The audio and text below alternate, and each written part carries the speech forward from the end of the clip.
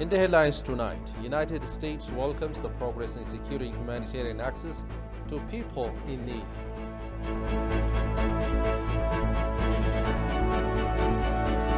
Russian Language Day colorfully celebrated in Addis Ababa.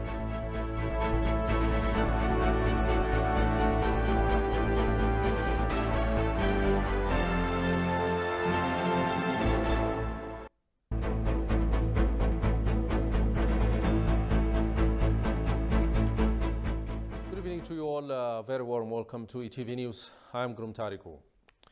The United States welcomes the progress in securing more regular access for humanitarian assistance to communities in need in Afar, Tigray, and Amhara regions of Ethiopia. In the past 7 days, more than 1,100 trucks have reached Tigray to deliver life-saving food, malnutrition treatment, and health supplies and other essential relief items to those who are most vulnerable as a result of hard work for all the humanitarians committed to saving lives, stated the report. We particularly appreciate the cooperation of the government of Ethiopia and regional authorities of Tigray and Afar to facilitate the delivery of this assistance, as well as the efforts of the United States, United Nations agencies, international organizations, U.S. government partners, and humanitarian organizations across Ethiopia, the State Department underlined.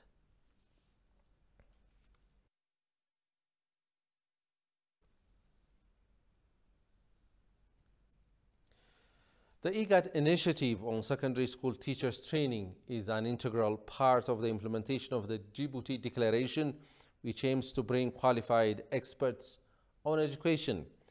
Talking to ETV English, IGAD Education, Science and Innovation Senior Coordinator Kabede Kasa said efforts are underway in upgrading teachers' skills in the region. Habtam Washagri reports. IGAD has been formulated various projects to realize Agenda 2063, which aims to realize prosperous Africa to eradicate poverty and backwardness in the continent. Talking to ETV English, IGAD Education, Science and Innovation Senior Coordinator Kabede Kasa said the realization of Djibouti Declaration is critical to bolster the education sector. The main objective of the Djibouti Declaration is to mobilize support from member states for education in refugee, returnee and host community areas. And the second objective is to serve as a mobilization of political will and political support. Because the Djibouti Declaration emanated from the Africa Agenda 2063, the UN Comprehensive Response for Refugee, and then the Sustainable Development Goals. So it has this catalytic role to implement regionally and internationally agreed commitments on education, skills development, and competencies enhancement. According to Kabede, Ethiopia is playing a pivotal role in realizing the Djibouti Declaration to bring skillful teachers in the region. Ethiopia is playing a very important role in translating the IGAD programs into concrete action. So this teacher training program was a very important tool for us to cascade regional program into national programs. So Ethiopia, we had a series of national consultations in the countries that have hosted the program.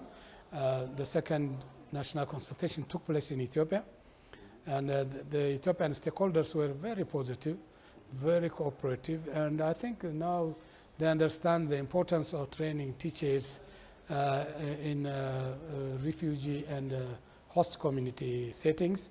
By the end of May 2022, in total from the three countries, 600 teachers will have completed the training across Ethiopia, Sudan and Uganda, it was learned. He further reaffirmed IGAD is planning to provide capacity-building trainings by adopting teachers' training program to provide quality education for refugees and returnees in the Horn region. IGAD, is a political and policy organ. It also implements its own programs and advocates for implementation of programs by member states. The standard is set in our regional education policy framework. We have a framework. That framework actually outlines the priority areas, the principles, and the standards to be followed, and also the stages of education, from pre-primary to tertiary education, and also teacher development, as well as education, gender and education. So these are the standards which we use to measure progresses in the region. And then we are also developing a regional qualifications framework. That regional qualification framework will provide a tool for ensuring quality and then maintaining the standard. At the same time, also giving countries the opportunity to recognize their skills of citizens within the region. Information obtained from IGAD shows further efforts are well underway to accelerate the regional integration among IGAD member states.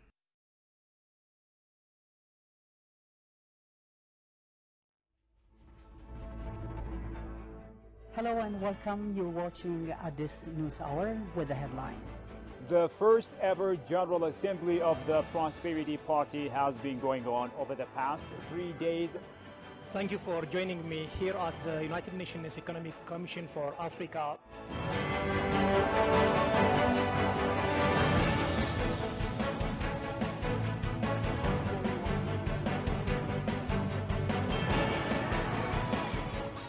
Ethiopian traditional costumes are exotic and represent rich history and culture.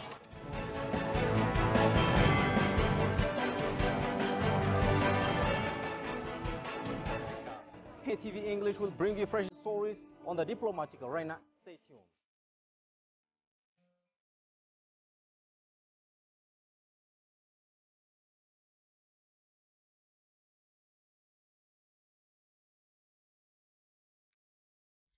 Ethiopia and China have agreed to strengthen environmental cooperation and realize eco-friendly development.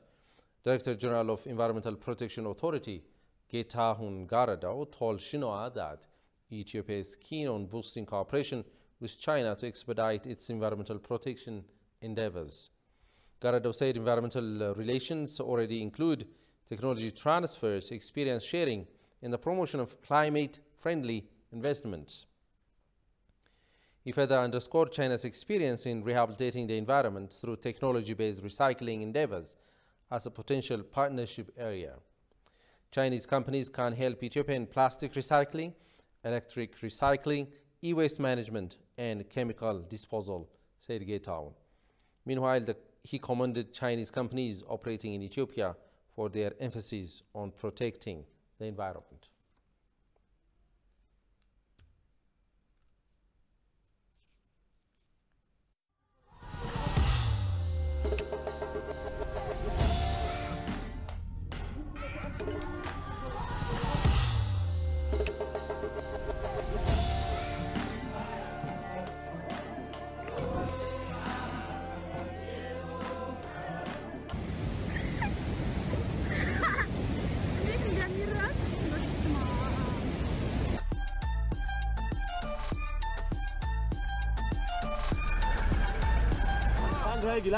Abu Demti.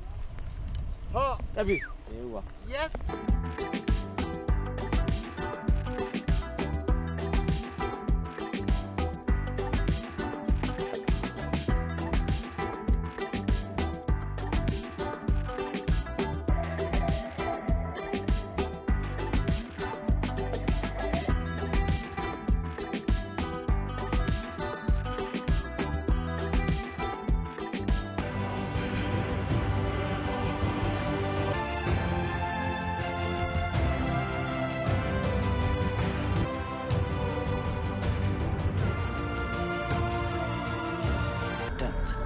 የአማልክት ምድር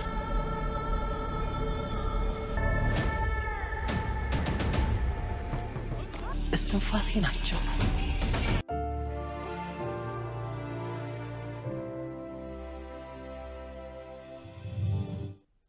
Welcome back, and you are watching ETV News. Russian Language Day has been colorfully celebrated in Addis Ababa with the aim of promoting cultural diversity and multilingualism. The Russian language is one of the 6 working languages of the United Nations. Kasaun Chane presents the full story. The Russian Language Day has been celebrated in Russia and around the world, including here in Addis Ababa.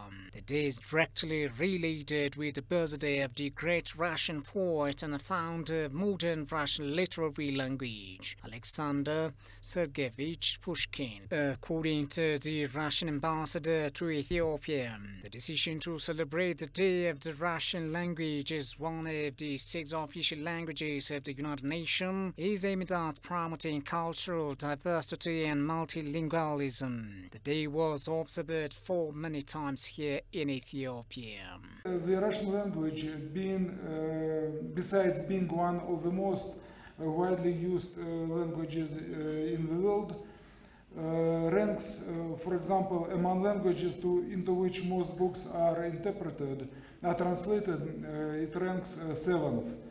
Among languages most often translated from, Russian is in the 4th place. Russian is also the second used language among the internet users.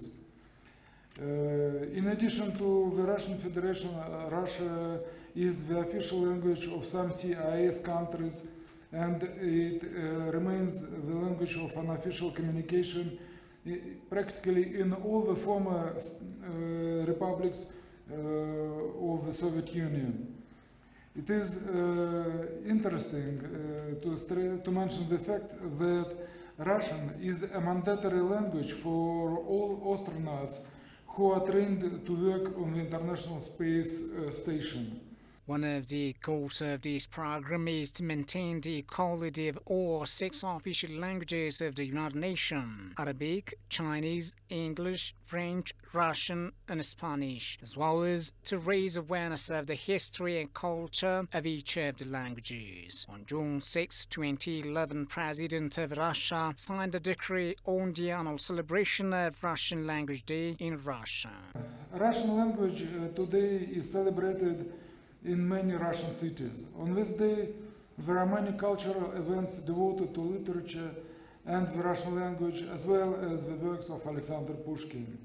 Here in Ethiopia, at the UNECA headquarters, it's not the first time when we celebrate this holiday. Unfortunately, the pandemic has slightly interfered with this good tradition, but I'm happy that today we once again have an exceptional opportunity to join the celebration of Russian Language Day and once again declare our love for our language, which is an integral part of our history and culture, as well as an integral part of the world literature and culture. I'm glad that those present in this hall have shown interest in this event. I thank everyone who has come to share this holiday with us today, and of course, our most profound and heartfelt gratitude is to our dear hosts, to the UNECA. Documents show that almost 300 million people in the world speak Russian. Hundreds of foreigners come to Russia every year to study and practice it. Many describe the Russian language as one of the richest and melodic languages in the world. And this it's not Norway, it's not Sweden, it's not Finland, it's the north of Russia, the small town.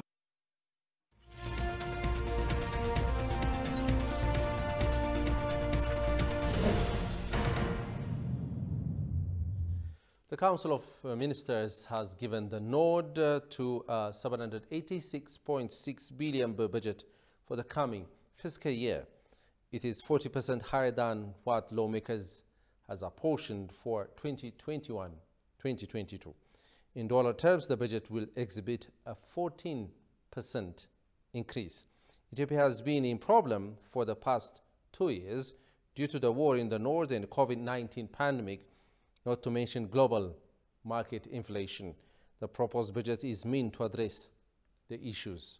Experts in the field approached by ETV commented on the draft budget for the next fiscal year. Johannes Fantaun has compiled the following story. Take a look. The current expenditures account for 347 billion birr, while 218 billion birr has been set aside for capital expenditures. Regional budgets and development projects take up the balance. The proposed budget is undergoing a scrutiny by the Finance Affairs Standing Committee of the Parliament before being tabled for final approval.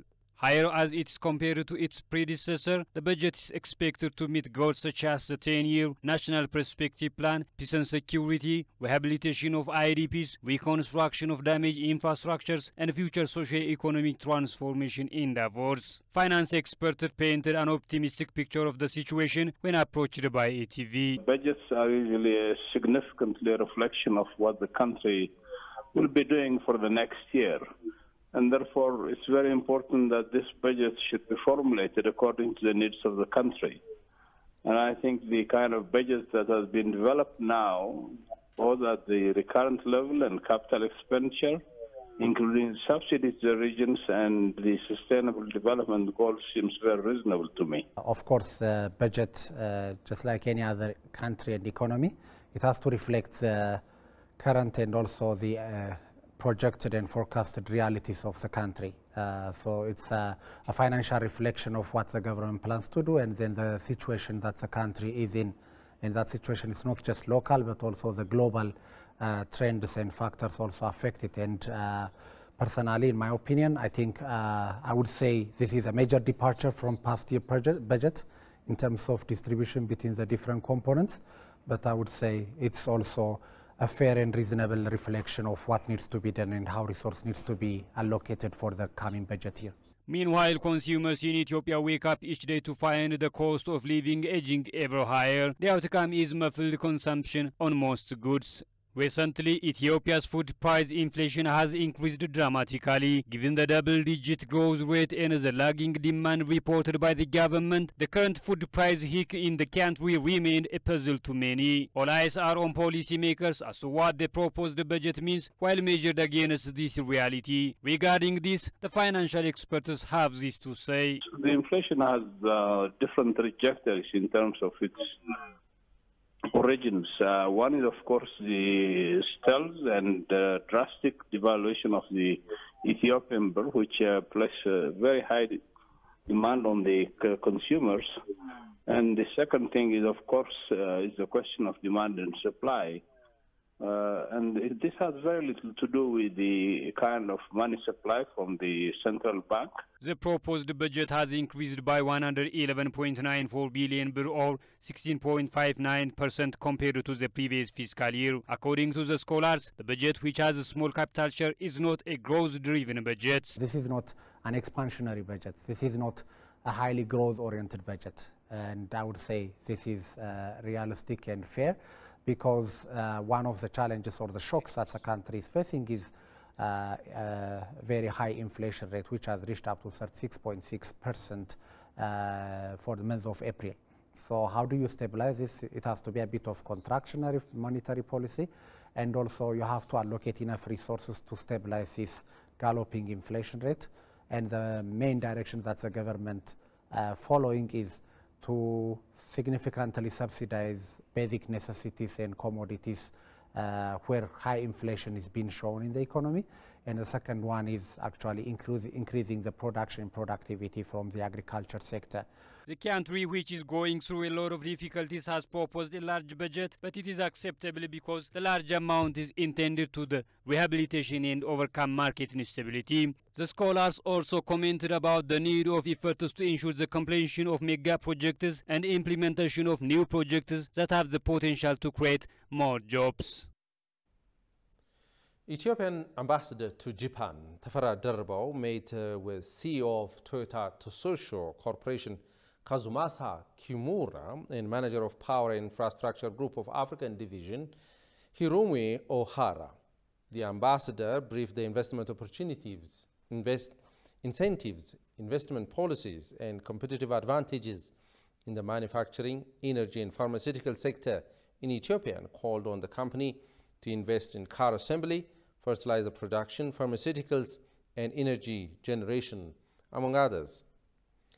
Kazumasa Kumara, on his part, explained Toyota Tsusho's initiative in Africa and highlighted its activities in Ethiopia in the mobility and energy sectors. The executive officer has also expressed the corporation's intention to expand energy sector investment in Ethiopia as part of its initiative in Africa.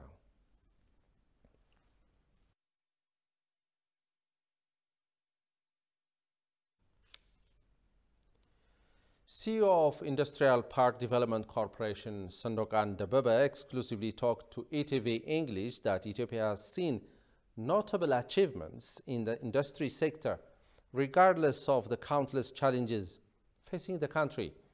He underscored that the country has been able to attract hundreds of world-class opportunities in the industry in the past 5 consecutive years. Take a look. Now, having already built 13 industrial parks across the country, I think the corporation envisions, a quick transition from agri-led economy to one that's being driven by industry. In this regard, what are some of the success stories and the challenges the bottlenecks faced? In this journey, it was not easy because you are working in a very limited resource. You are working in a perfect system, so you ought to come up with some ideal infrastructure which can attract the foreign investors and also support the local investors. So it was not a journey that is easy. We have passed through several bumpy roads, but when you see the overall achievement today,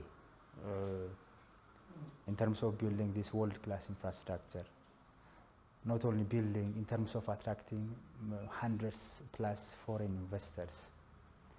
With all those challenges, we can say that we have really achieved a lot, especially if you compare it with the other industry parks that were built like 30, 40 years back, even in Africa and also in the rest of the world. We are, of course, on the right track. How competitive are Ethiopian textile products globally, and how are they penetrating the global market? Yeah, the good indicator here could be, for example, today, one of the top 5 exportable products in Ethiopia, the 5th one, is the textile and apparel sector. Wow. And it was not something on the list a few years back, or I mean 5 years back. Not only this, the rest 4 are either agricultural products or natural resources. So something that we are exporting from the industry is the textile and the garment sector products. So you can see how we are really jumping into the next level in terms of providing manufactured product to the global market. Not only that, even in Africa, we are one of the top textile sourcing country. This is also due to the existence of these industry parks. We are also having these foreign pressures, sanctions, threats of sanctions, and we also recently witnessed the suspension of AGOA. So how did you manage to fill the gaps left by the suspension of AGOA, and what new plans and schemes are you devising in the future to avert potential and similar challenges that you may face? The AGOA is one of that. One of the results of this instability. Unfortunately, most of our enterprise in the industry parks are working on the textile and apparel. So narrowness of the priority affected our business because most of these enterprises are relied or directly or indirectly associated themselves with the AGOA opportunities. So whenever we lose that opportunity, these investors were expected to look for another markets and market destination. So I mean, it is 1 month or 2 months, it has direct impact on their businesses. Exactly. Yeah. When you see it today, most of the investors are considering different alternatives and opportunities.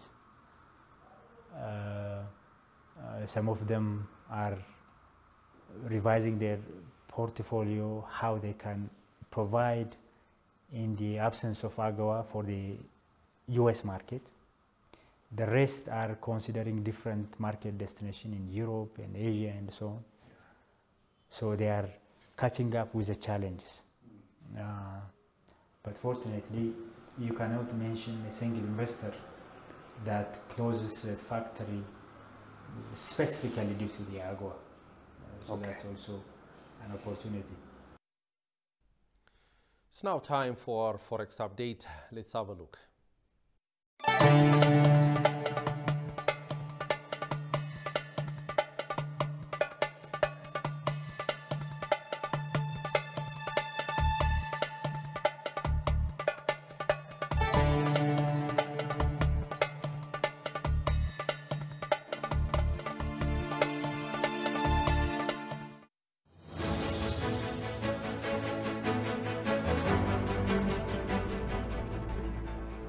Hello and welcome. You're watching Addis News Hour with the headline.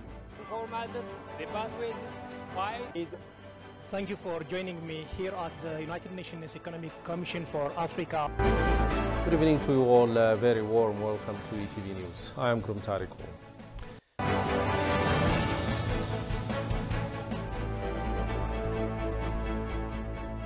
Good morning, you're watching Addis News Hour, commencing with the headlines. Remedies for polarized politics affecting its peace and stability. ATV English will bring you fresh stories on the diplomatic arena. Stay tuned.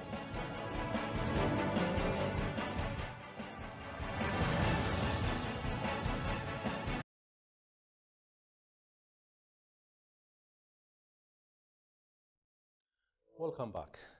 United Nations said talks aimed at ending Sudan's ongoing political deadlock began on Wednesday. The country's main pro-democracy alliance is boycotting the meeting over a continued police crackdown on those protesting last October's